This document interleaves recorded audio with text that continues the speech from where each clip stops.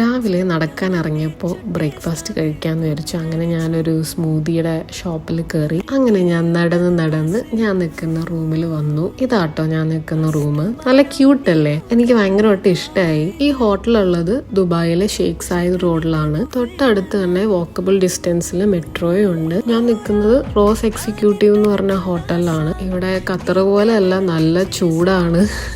കുറച്ചു നേരം റെസ്റ്റ് എടുത്തിട്ട് ഫ്രണ്ടിനെ മീറ്റ് ചെയ്യാൻ പോകണം. എനിക്കിപ്പോൾ ചെറുതായിട്ട് വിശക്കുന്നുണ്ട്. ലഞ്ച് കഴിക്കാൻ പോവാണ്. ഫ്രണ്ടിനൊക്കെ കണ്ട് ഞങ്ങൾ ജസ്റ്റ് നടക്കാൻ ഇറങ്ങിയപ്പോഴായിട്ട് ഈ ഒരു കാഴ്ച കണ്ടത്. പെട്രോള് നമ്മൾ എവിടെയാണ് നിൽക്കുന്നത് അവിടെ കൊണ്ടുവന്ന് തരും. അതാണ് ഞാൻ കണ്ടത്. ഞാൻ ആർട്ട് മ്യൂസിയത്തിൽ പോയപ്പോൾ പറഞ്ഞ കാര്യം തന്നെയാണ്.